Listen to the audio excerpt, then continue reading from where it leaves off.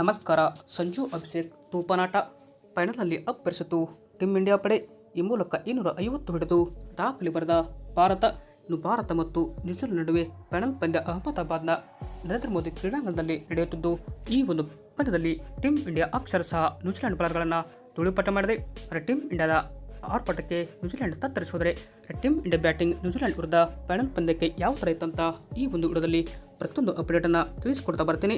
ಆದ್ದರಿಂದ ದಯವಿಟ್ಟು ನೀವೇನಾದರೂ ಇನ್ನೂ ನಮ್ಮ ಒಂದು ಯೂಟ್ಯೂಬ್ ಚಾನಲ್ಗೆ ಸಬ್ಸ್ಕ್ರೈಬ್ ಆಗಿಲ್ಲ ಅಂದರೆ ಈ ಕೂಡಲೇ ಸಬ್ಸ್ಕ್ರೈಬ್ ಆಗಿ, ಹಾಗೆ ವಿಡಿಯೋ ಇಷ್ಟ ಆದರೆ ಒಂದು ಲೈಕ್ ಮಾಡಿ. ಇನ್ನು ಭಾರತ ಮತ್ತು ನ್ಯೂಜಿಲೆಂಡ್ ನಡುವೆ ಟೀಮ್ ಪಂದ್ಯದಲ್ಲಿ ಟಾಸ್ ಸೋತ ಟೀಮ್ ಇಂಡಿಯಾ ಬ್ಯಾಟಿಂಗ್ ಇಳಿದಿತ್ತು.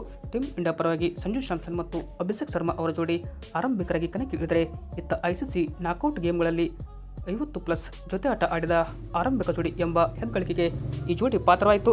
ಈ ಮೂಲಕ ಅಭಿಷೇಕ್ ಶರ್ಮಾ ಅವರು ಕೇವಲ 21 ಬಾಲಿಗೆ 52 ರನ್ ಹೊಡೆದರೆ 6 4 ಜೊತೆಗೆ 3 ಸಿಕ್ಸರ್ ಸಹಿತ 247 ಸ್ಟ್ರೈಕ್ನಲ್ಲಿ ಬ್ಯಾಟ್ ಬೀಸಿದರು.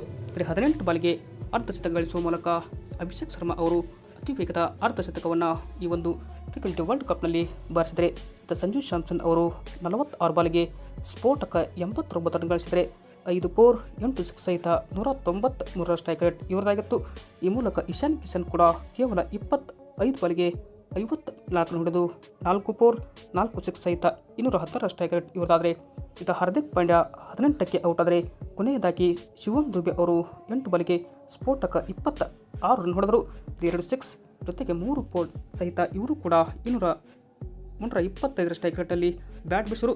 ಅದರಲ್ಲಿ ಕೊನೆಯ ಓವರ್ ಜಂಬಿ ನಿಶಮ್ ಅವರ ಓವರ್ನಲ್ಲಿ ಬರೋಬ್ಬರಿ 28 ರನ್ ಟಚ್ಚುವ ಮುಖಾಂತರ ಟೀಮ್ ಇಂಡಿಯಾ 250 ಗಡಿ ದಾಟಲು ಶಿವಮ್ ದುಬೆ ಹೆಲ್ಪ್ ಮಾಡಿದಂತಲೇ ಹೇಳ್ಬೋದು.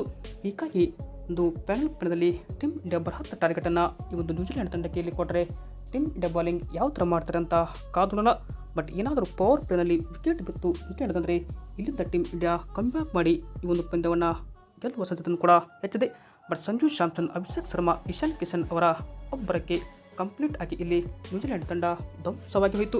ಈ ಮೂಲಕ ಇತಿಹಾಸವನ್ನು ಕೂಡ ಟೀಮ್ ಇಂಡಿಯಾ ಇಲ್ಲಿ ಬರೆದರೆ, ಈ ಒಂದು ಪಂದ್ಯ ಯಾರು ಕೇಳ್ತಾರೆ ಅಂತ ನೀವು ಕಮೆಂಟ್ ಬಾಕ್ಸಲ್ಲಿ ಕಮೆಂಟ್ ಮಾಡಿ. ಹಾಗೆ ನಿಮಗೆ ಅಭಿಷೇಕ್ ಶರ್ಮಾ ಅವರ ಬೆಸ್ಟ್ ಇನ್ನಿಂಗ್ಸ್ ಯಾವ ಥರ ಇತ್ತು ಅಂತ ಕಮೆಂಟ್ ಮಾಡಿ. Thank you.